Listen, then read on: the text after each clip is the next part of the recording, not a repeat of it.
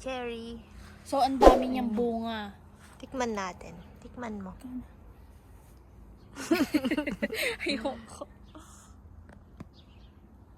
Tcharan! Cherry, cherry, cherry. Tapos ito, raspberry. Ayan, ang dami. Ginagawa nila itong jam.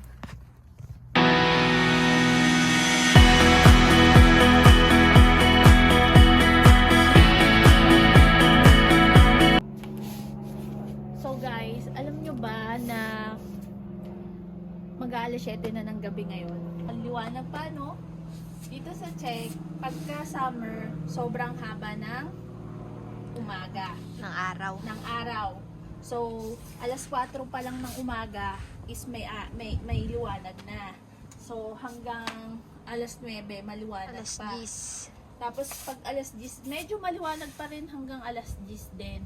So, tingnan nyo, may araw pa, di ba? Mag-aalis 7 na ng gabi niyan. Kaya, pag di ka nasanay, Kaya mahirap pag panggabi. oo, mahirap matulog ng panggabi.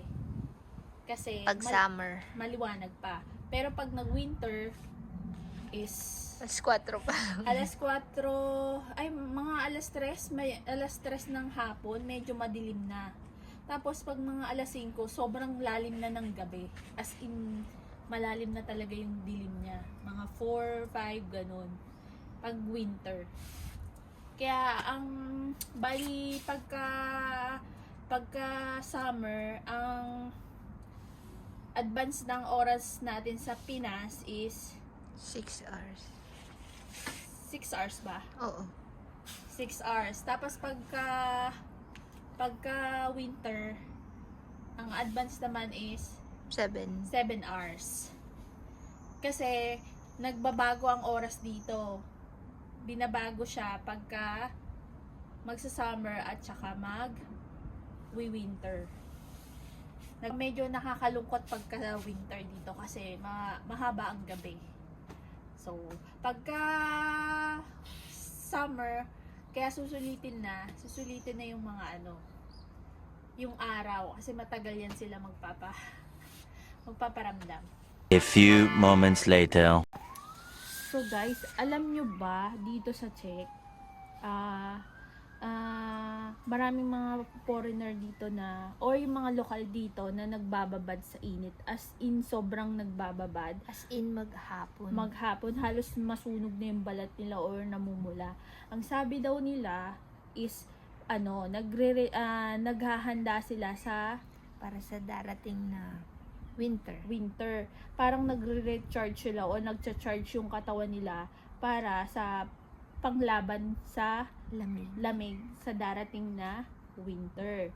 Kaya pagka summer, doon nagbababad sinusulit nila. Tapos pag winter, medyo strong na yung katawan nila kasi nakapag-charge sila.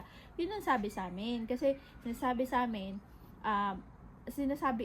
tinanong ko bakit ang hilig nyo magbilad-bilad sa it's maganda daw yun na makapag-charge yung katawan para sa darating na winter. Pero dahil kami mga Pinoy, nagpapayong tayo. Alam mo bang pinagtatawanan kami pag nagpapayong kami? So, sinasabi nila, bakit nagpapayong tayo, sanay naman tayo sa init. Dahil alam nila, sa Pinas is always na may summer. Kaya bakit kami daw ay nagpapayong. So, alam mo na, iniingatan natin yung balat natin. Hindi, kasi sobrang Iba kasi din yung init dito. Oo, iba yung init din niya dito. As in, ang sakit talaga din sa balat. Tapos, yung lamig talaga din, sobrang lamig talaga. Basta, iba yung init din dito. Masakit sa balat.